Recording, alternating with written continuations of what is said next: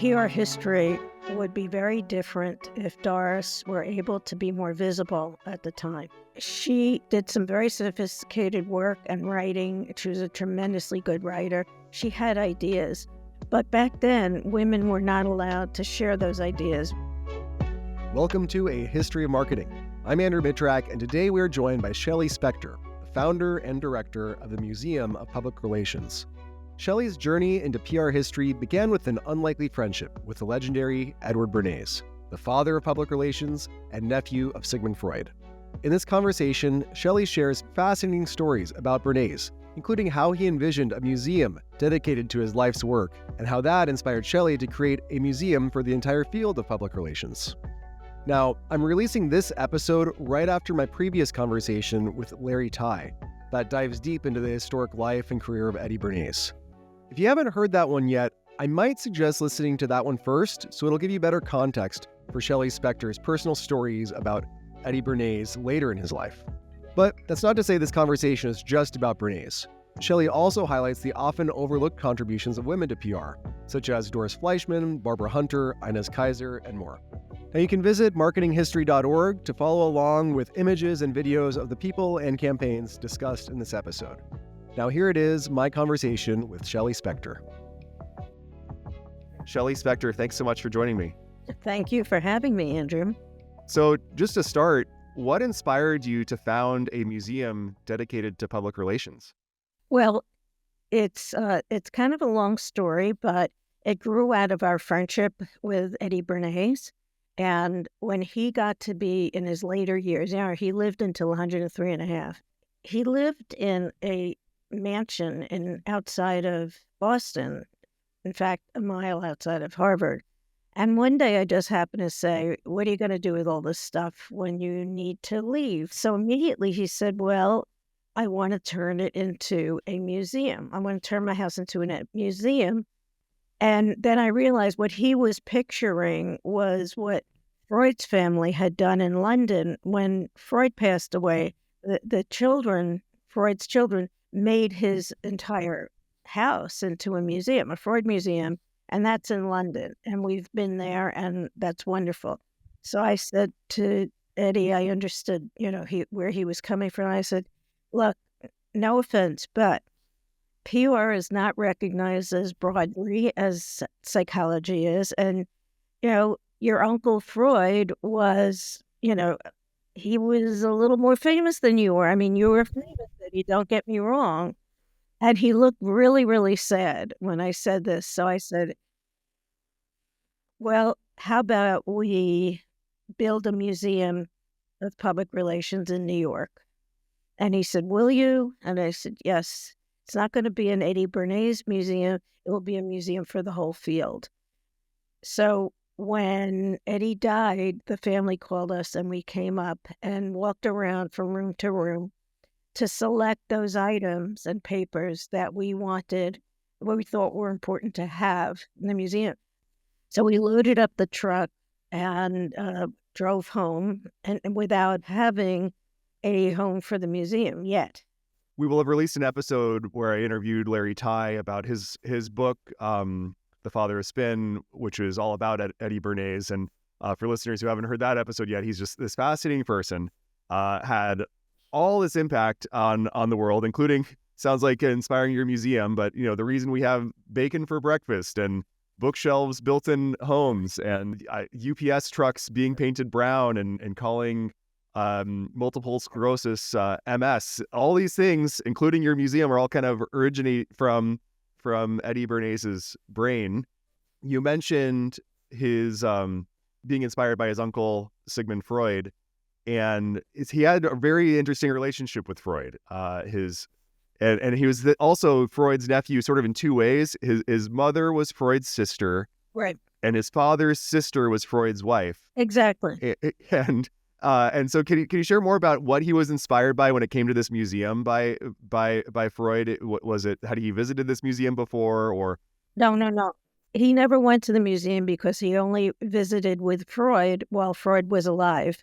The Freud Museum was built in 1938 after Freud had died. But while Eddie was still a child, his parents would go on vacation in the, Austrian Alps Yeah. with Freud. And we have pictures actually of Eddie at age 9 and Freud with a brown beard, which you don't really get to see. But if you just mentioned the relationships that both his parents had, with Freud. So you can imagine growing up in a household where all they're talking about is Freud and his crazy theories of psychoanalysis and everything. And psychoanalysis was not yet adopted in the U.S. Eddie and Freud were very, very close. They wrote letters back and forth. Those letters are now preserved at the Library of Congress. And at some point in the 1920s, if you remember what happened in Europe after World War I, Freud wrote to Eddie and said, look, I need a way to make some money. I don't have any money. And because of the hyperinflation there, and he wanted Eddie to perhaps send him some money. Eddie did manage to send him cigars from Cuba, brought over by another PR pioneer named Carl Bayer. But what Eddie proposed to Freud is that, why don't I get your book, lectures, psychoanalytic lectures, and why don't I get it translated and have you come over here? We'll do a media tour. I mean, it's a classic response from a PR person.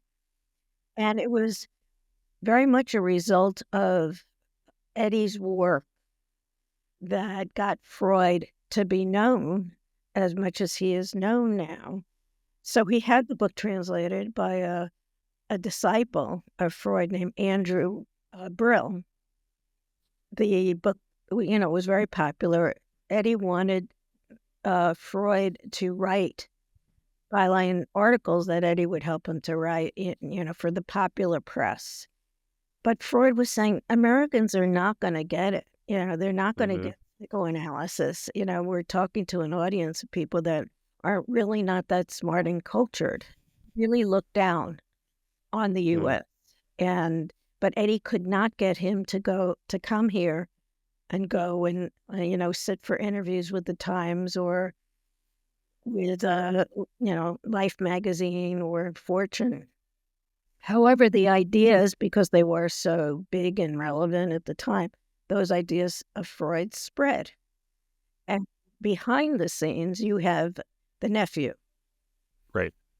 Always behind the scenes.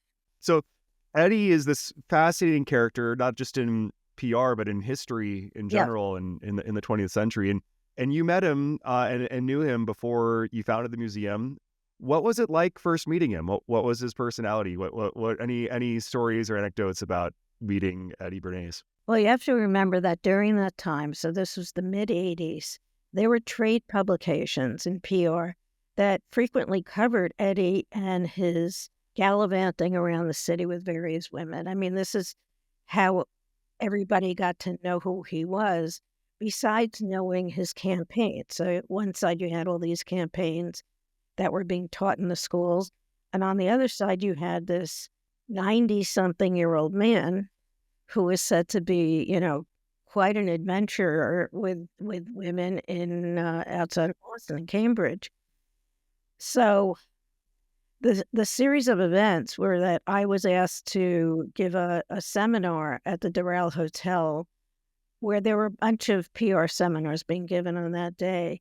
And one of them right next door was Eddie. And he had been giving these seminars called 2 Days with Edward Bernays. And after the first day of seminar, I stood outside his class and I introduced myself. And one of the first questions he asked me was, do you want to have dinner at the Waldorf? So, of course, of course I would love to have dinner, but, I also don't want to wind up in the trade publications, being seen by, paparazzi.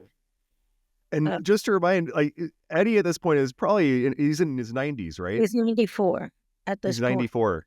Wow. Yes. Yeah. Okay. And so I said, can I call somebody to join us for dinner?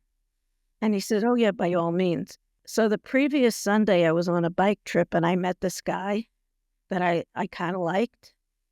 And I had his phone number and I called him from a payphone, and the fellow that I called was a graphic designer, knew nothing about Bernays. I said, but he's very interesting. He's very historical. He's 94. He was worked with every president of the century. Please come to dinner at the Waldorf. And so he was intrigued. Well, that guy turned out to be my husband and business partner all these years, Barry. And Barry just could not, I mean, his mouth was agape. We're listening to Eddie talking about working with Calvin Coolidge's re-election campaign and bringing Al Jolson down to the White House to bacon and egg. I mean, just stuff that made somebody who didn't know him question, is this guy senile? I mean, that's what Barry told me. And I said, no, all this stuff is true. And so Barry then said to me, if this stuff is true, then we've got to go up to his house and do oral histories. And I said, yes. So it all worked out. We went that April to his house and started doing these oral histories. And he had never seen a video camera before. We were using VHS. This was like antique equipment. It was brand new, but look at it now. And it was really not anything that was sophisticated compared to what we have now. But it was fascinating. And I remember that conversation was about Eddie's role in World War I with the Commission of Public Information and George Creel, and going over and working on the press release for the Treaty of Versailles. I mean, you're sitting next to somebody who's talking on something that happened that was not just, as you mentioned, it wasn't just PR that he did. I mean, he was a part of history. He was a part of history, and he was also an influencer in historical events. Absolutely. It is seeing footage of Eddie from this time period, because there's a clip of him on the David Letterman show from the mid-'80s around this time. And it is this funny, uncanny feeling of you, like almost like you're seeing a time traveler or almost some sort of anachronism, because it's somebody who's telling stories and, from growing up with Freud and his family, and in, pre-World War I, doing PR and World War I. And here's him talking to Letterman, who's still a person who does interviews today. and it's just wild, his longevity and how early he got a start in his career and his impact.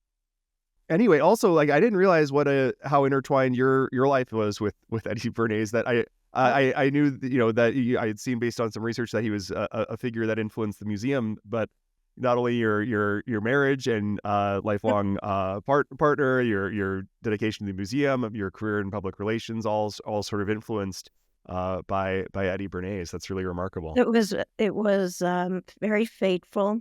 We found him to be absolutely charming and brilliant. And you're right, it was like a time travel. To him, he's talking about events in the early 20th century, the teens, the pre-World War I and post, and the whole period of time in the 20s. And he's talking about it like it was yesterday. It was like you and I had just talking about maybe the financial crash, 2008. I mean, the memory was spectacular. And he was so charming in the way he told these stories. So Barry and I ended up going up there 3-4 times a year until his last birthday at 103. Barry and I always had him sitting in front of the camera or just having the camera roll. Some of the footage that you see in documentaries are from Eddie just sitting at the table with food and, not planned with questions. We would just plant the camera on a tripod and capture whatever we would capture. He seems like somebody who kind of had his greatest hits and had his stories and told them so much. He really had them down, just like every PR professional should. Now, we could spend hours just talking about Eddie Bernays, but I want to go back to the museum and cover more of, use that as a lens to cover more of PR history. And just to ground listeners, can you describe what the Museum of Public Relations is, just in detail? Like, is it a building they can visit? Is it an online catalog? Like, what exactly is the museum? The museum from its first day was online. In fact, it was noted by USA Today to be the first museum to be online, which we had no idea of. We just put it online because we knew that people would not come necessarily to see it, but the material we had was so important that we put it online in the 90s. Yeah, so in 97? Yes. So it looked pretty old. So the museum today is in a large space at the PRSA, which is the Public Relations Society of America. They invited us in because we were outgrowing the space we had been in. At some point, we were at Baruch College for 4 years, and then we had to leave because of renovations they were doing, and so we were at various offices. Then we moved to which we hope is our forever home at 120 Wall Street. So we have frequent visitors, visits from students, classes, educators, scholars. And it's amazing, at the beginning, most of the people who would contact us would be people who I've heard of or who I know. And now the people are from all over the world asking questions about the past and some of the early pioneers. Listeners might also be thinking, what actually is in a museum of public relations? Is it just a big wall of press releases? And it's not that. Can you describe some of your favorite artifacts at the museum and just what makes up the museum? Yeah. Actually, we when I think about the walls we have and what we've hung up, we only hung up one press release, but it was a very historic press release. It was written in 1952 by Harold Burson about the beginning of the firm Burson Marsteller, which became the largest firm in the world. And Harold Burson himself was a noted pioneer who started, like several others, after World War II. So they got trained in news writing, etc. A bunch of them during World War II came out, started working in PR, and then eventually built their own agencies. So we do have this press release that was written by Harold, and we have the carbon copy of it, which we think is significant because nobody knows what CC means anymore. But this was the original press release that Harold typed himself. Yeah. And just for also for those who don't know, so a carbon copy, when you see CC on an email today, it's carbon copy. And if I understand, you type something on a sheet of paper, there'd be like sort of a sheet behind it that would, imprint with carbon. And that would be kind of the backup or the additional one. And that would be the carbon copy of it, which we, 70 plus years later, we still use today in our emails every day. And that's what it is, right? No, I'm glad you explained that because kids today have no idea. And I do ask them about, what is a CC? What is an inbox, for instance? And so I'll segue over to something else. They have no idea what an inbox is, a physical inbox. They only know the inbox on their email. But we have Eddie's inbox from when he died. And we have in there everything that he had. That was because when you used to look at people's physical inboxes, it was papers that were important to them. And he kept the papers that were important to him in this inbox on his desk. And we've since put plastic around them and all that, but I think it's fascinating to look at what he had in there. He had in there articles about himself, yes, but he had a lot of articles about Freud, and he had a lot of articles written about and written by his wife, Doris.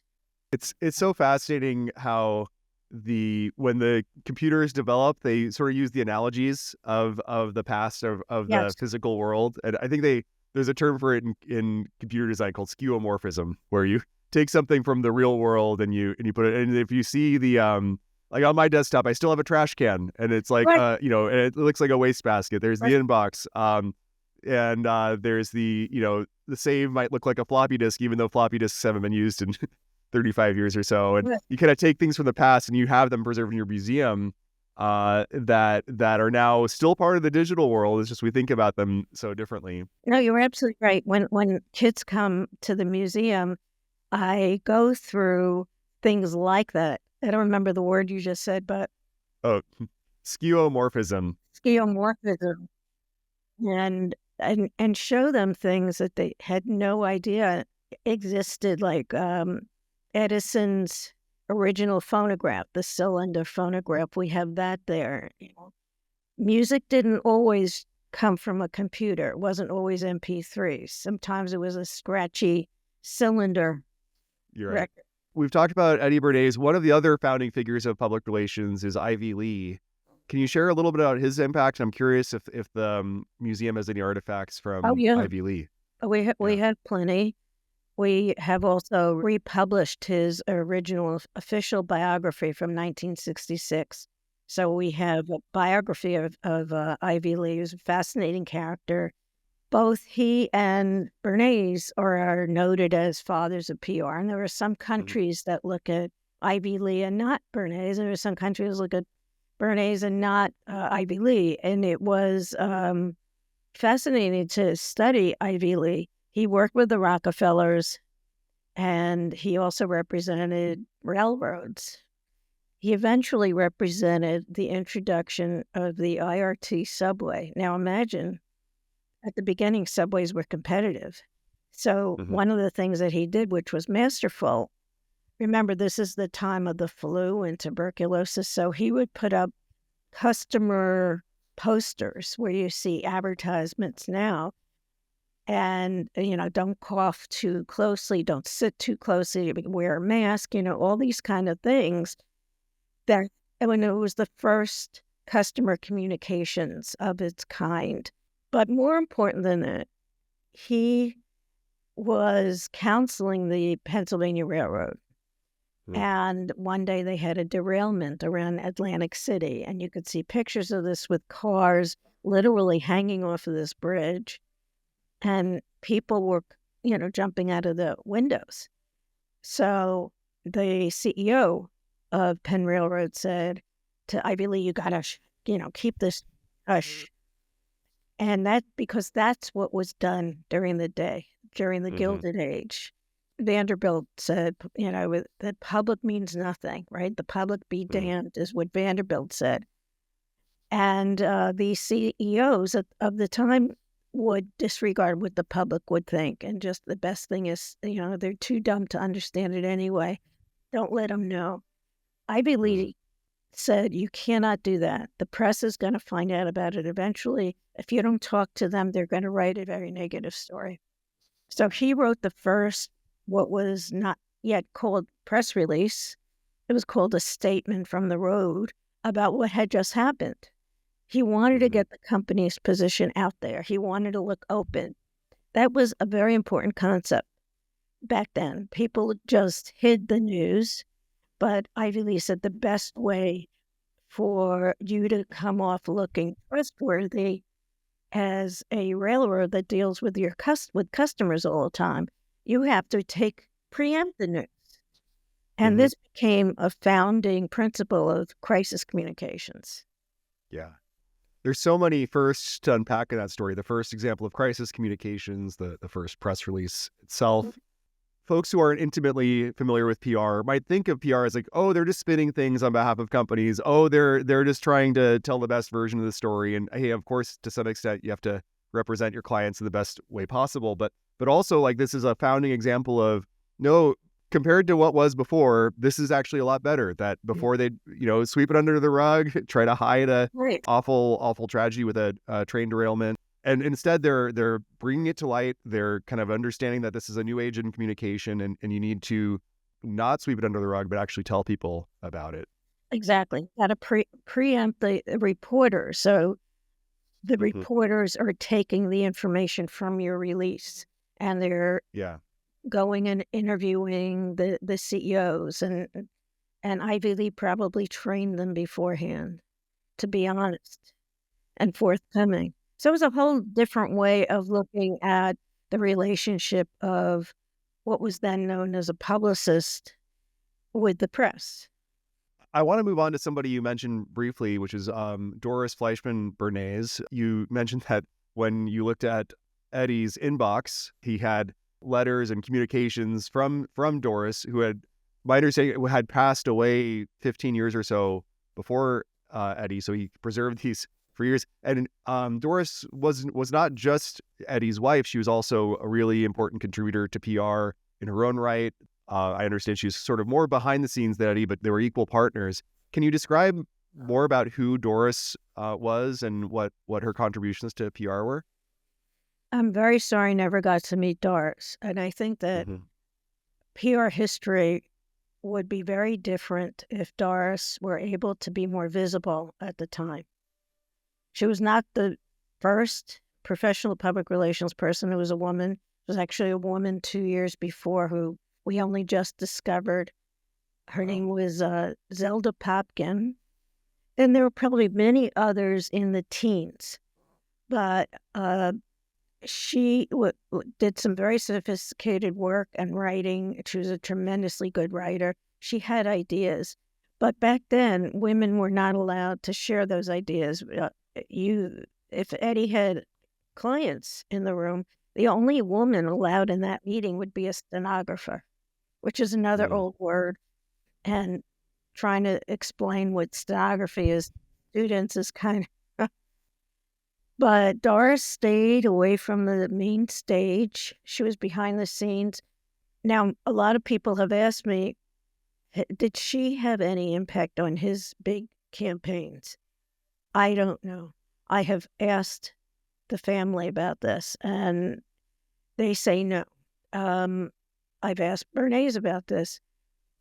But I think that for 2 of the campaigns, he had to have been influenced by her, even if it wasn't so obvious. So Doris was part of the Lucy Stone Society, which are a group of feminists of the time, suffragettes, former suffragettes, who believed that women should be independent and use their maiden names, which is something that is a legendary story that she insisted on keeping her maiden name on her passport. Hmm.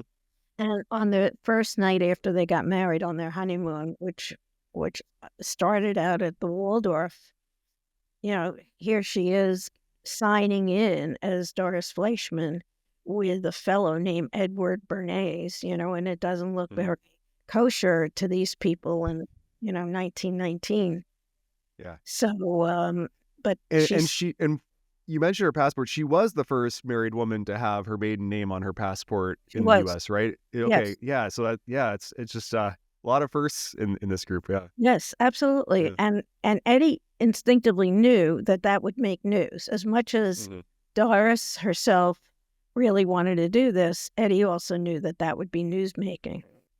But he wouldn't send out a press release about it. He would just let the press find out themselves so that the press feels that they were uncovering a piece of news. That's right. And I think you were stating that there were certain like major campaigns that she may have influenced behind the scenes. And of course, there's the Torches of Freedom campaign. That's the one that very prominently used women and, turned lighting a cigarette into sort of a statement about women empowerment. Right. Do you think she was sort of behind the scenes in that one, potentially, kind of given her? Yes, I Yeah. do. I mean, I have felt, even if she didn't work on the campaign directly, just who she was a liberated woman. She smoked very heavily, and, I guess when she smoked, she felt liberated. Now, at the time, it wasn't about making more women into smokers. Women were not allowed to smoke in certain theaters and restaurants, concert halls, all over the country. Now, that's a crazy thing, that there would be signs and posters inside restaurants, like, "Women cannot smoke here." That's that's nuts. And so it was encroaching on women's freedom, and so that's why there was an appetite at that time for, Torches of Freedom, part of the Easter parade. And it wasn't just these women in a separate parade, it was part of the Easter parade where everybody's already dressed up. And there's some marvelous pictures of debutantes and these men, these high-class men, wearing these top hats, walking in the Easter parade. But the brilliance of Eddie was that he didn't announce it. He didn't send out a media alert and say, "Well, if you get to the parade on time, you're gonna see these women with cigarettes out in the Yeah. open."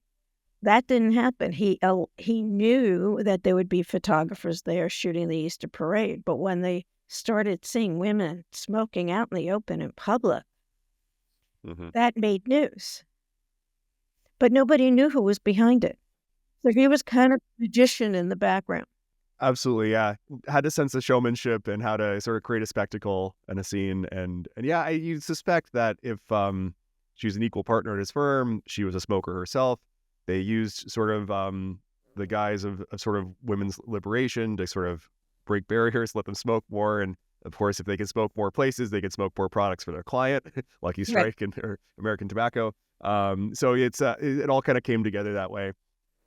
Doris, also researching Doris, I saw Doris Fleischman. She edited and published a book in 1928 called An Outline of Careers for Women, A Right. Practical Guide to Achievement. And this in itself, just that she edited and published a book all about women's careers, says a lot about Right. her. And in it, it's all available online at this point. I think it must be in the public domain or Yeah. something. And in it, so she wrote a chapter herself on public relations. And I want to just quote the introduction. Sure.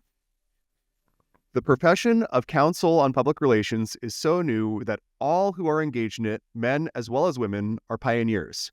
No traditions have grown against women's participation in it, and women will share the responsibility of developing and shaping this new profession. It is so new that its ultimate possibilities for women lie in the future. That's the end of the quote.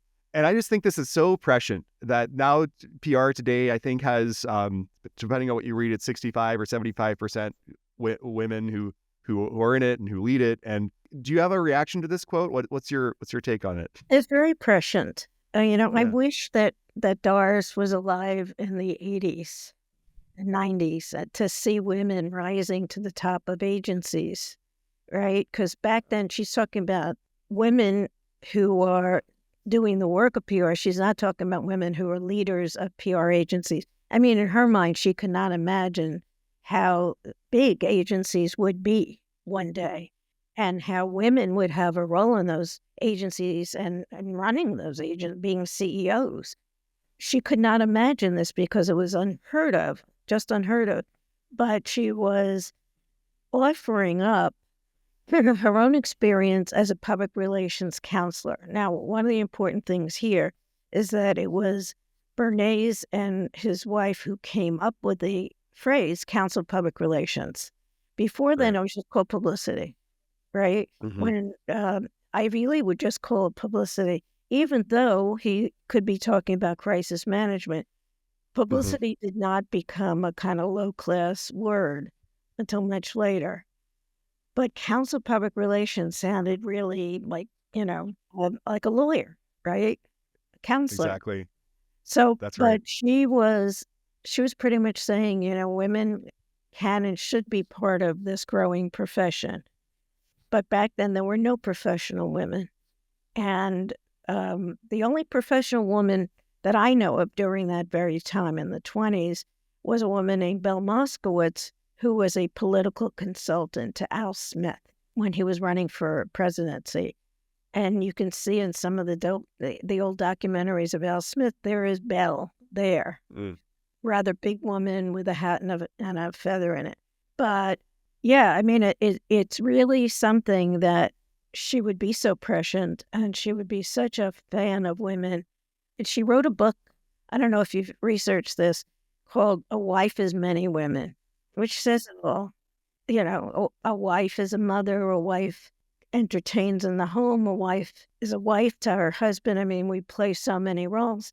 And this all came out, I think, in the 80s when women, they were called supermoms, and there was a front page story in the Newsweek with a working mom carrying a briefcase on one hand in her business suit and her baby on the other hand. That's what Doris was envisioning. Of course, Doris had the means to buy, to have a lot of help raising her children. Most people don't. Right. And we still have to juggle as women. We still have to juggle, but we're doing it. So Doris Fleischman was the first woman to be a 50-50 partner at a firm. And I want to also ask you about Barbara Hunter, the first woman to own and lead a major PR firm. And before I ask, I also want to acknowledge an unfortunate coincidence in timing. We're recording this in December of 2024. And just yesterday, we learned the sad news that Barbara Hunter passed away at the age of 97. And in her obituary, the last line reads, "Donations and tributes in Mrs. Hunter's name could be made to the PRSA Foundation or to the Museum of Public Relations." First, amazing that Barbara Hunter had such a close relationship and with you and the Museum of Public Relations. Clearly, it meant a lot to her. And if you're able to just share sort of who Barbara was, what impact she had on the industry, and what your relationship was personally with Barbara Hunter. Well, yes, I'll take the last question first. Yeah. She remained active. She sold the agency Hunter PR, which she created after working at another agency called Dudley Anderson Yutzy, and she had sold that off and created Hunter PR.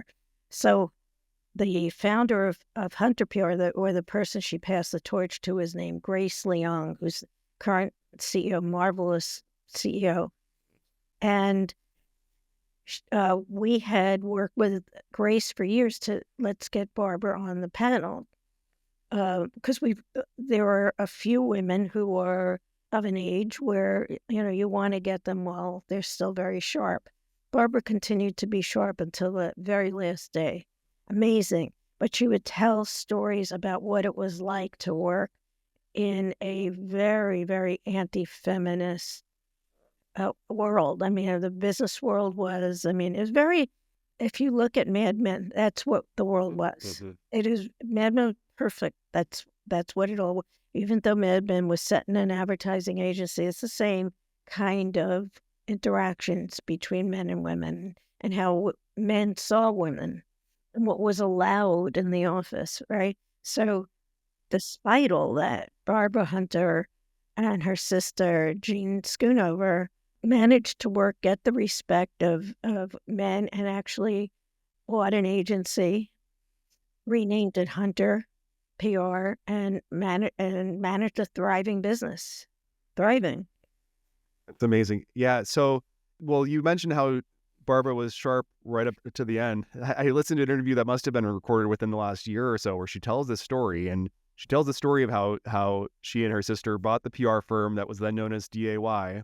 Right. And the amount of sexism they were up against was just shocking to listen to. Of course, I've seen it portrayed in things like Mad Men, but hearing it firsthand from somebody, and she said that when she bought this firm that she had been working at and she purchased it, the men who worked at the firm, they all left. They didn't want to work for a woman. They took their clients with them. And then sometimes they'd get meetings with clients, but they just wanted to listen to them almost as a novelty, where they just said, we just wanted to say we listened to the first women-led PR firm pitch, and they didn't really give them serious consideration, which just seems so like rude and a waste of time. And anyway, what she was up against then, just it's just kind of gross to hear about, and I don't know, it makes you sad.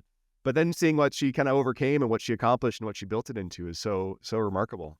I think we have people like Barbara to thank for the industry allowing women to do the same job as men and to allowing them to rise to the heights as far as they can go.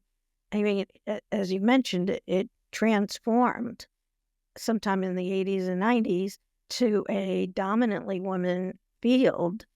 But unfortunately, the top of the industry are all men still. The CEOs of the holding companies who have bought a lot of the agencies. But Barbara was out there. She just didn't give a damn. If she had the best idea, that's the agent. She would, if you look at all her ideas, they came up from her brain during agency selections for new clients, and you'd have to come up with a unique idea. And it wasn't good if the client prospect would hear an idea and then go to another agency. I'm sure that did happen, but with her, they came up with brilliant ideas, mostly about food. She introduced the idea of food product PR. And some of those products, I know, like Tabasco, was with the agency and currently with the agency. And the last time I saw Barbara on Founders Day, I got a whole souvenir bag of different kinds of Tabascos. which I still have. But yeah, I mean, it forced them to come up with unusual ideas and not just the standard way of doing things. I think it made women work harder and stand out and realize the value of big ideas. When I came into the business, there were no women professionals. I didn't know how to even find them because we didn't have an internet back then. So I'd see an occasional woman at an industry conference or a lunch, but usually I was the only woman in the room, like Peggy. Like Peggy and Mad Men, right? Yeah. Did Barbara Hunter, did she run her firm differently than other firms of the day? Did she lean into the fact that it was women led and as a sort of competitive advantage, or as attracting brands that marketed to women as their clients, or what was sort of her approach to balancing that? Well, considering that she was handling food PR, she knew the consumer much better than the men did. Great. And that was really what set her apart. That was her USP. You know, it wasn't like she was running oil, she was handling oil and gas companies or electric utilities or steamship firms. She was there. She really knew the consumer, right? Because she was a woman herself. She was a mother. She ran a house. So she got it. And it was very smart for them to pick this category of client, of food that they knew much better than the men did. It wasn't until years later that women started handling things that were not fashion and all this kind of stuff, which I personally hated, which is why I went into a niche part of PR and financial PR, because there weren't many women doing it. And that, to me, it was a very serious subfield of public relations, the financial services industry.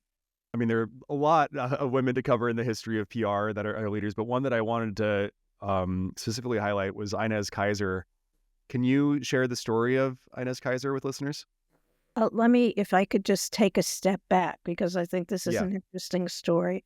We had, as I mentioned before, we had the whole museum set up on the library floor at Baruch College and hosted a lot of student classes. And so one of the classes comes in one day, and they're a diverse class, and one of the young women was walking around and looking at the exhibits and shaking her head. And usually people like this stuff. I didn't understand why she didn't like it. And she sat down and raised her hand, and she says, "How come no one here looks like me?" And so this was October of 2016, and I was just dumbstruck because she brought up such an important point, and I didn't know what to tell her exactly then, except that I was going to fix it. And I told her and I made a promise to her class and the professor, we were going to change things. So from October to Black History Month, February of 2017, we started researching Black and other people of color and their role in public relations history. So that now half of the museum is about diverse people in PR history, because that is one way to bring more diverse people into the industry. So Inez is one of those people, but she was the first woman, as far as we know, the first Black woman to open a PR firm. Now, it wasn't like she opened it in New York or LA. She opened it in Kansas City, Kansas, where it was tough to be a woman and it was tough to be a Black person. But one day she decides she needs her own office to open up this firm. And none of the landlords of commercial property in downtown Kansas City wanted to rent to her. Not only because she was Black, but because she was a woman. And so she said, I'll tell you who's going to be interested in this story: ABC, CBS, and NBC. And if you want, I can go give them a call later this afternoon. Next thing she knows, all the brokers are coming in, giving her tours of various offices in downtown. She didn't, to her, It made no difference if she was a woman or she was Black. Give me an office. And this is during the Jim Crow era. It was 1957. That's what's most spectacular about this story, is that she just didn't care. She just didn't care. But she was, for consumer product companies, she was a great bridge to the newly, the post-war affluence of the country. And the affluence also was part of the Black communities around the country. So they took advantage of that. Various consumer brands hired her to find a way to communicate with them. And she did that. She was also a Republican and worked for the Reagan administration as far as promoting the idea of Black people starting up their businesses. And this became part of the Small Business Administration, her work. So the day I found out about her, somebody had called me who was writing a paper about her, wanted to know if she was still alive. I had no idea. I'd never heard of her. Yeah. So a person in my office decided to Google her and found out that her son, Rick Kaiser, was living in Kansas City. And so she just picked up the phone and called him. Yeah. And she says, "How is your mother doing?" And he says, "Mama's doing just great. She's, in the next town over in the assisted living place, and she's 96. And would you like to talk to her?" And we said, "Are you kidding?" And so we have this 2-hour phone interview with her that's on our website. That, to my knowledge, is the only recording of her telling her life story. Wow, it's amazing that you have that oral history from Inez. It seems like such a treasure. I think that kind of work is exactly sort of what is inspiring me to do this podcast as well. Is just so many marketers don't know where the history of marketing. I myself am still just learning that at the beginning of this journey, and I think it's just cool work to capture voices, capture these stories, so they're not lost to history, and that listeners can find them, or those that are curious can learn about this.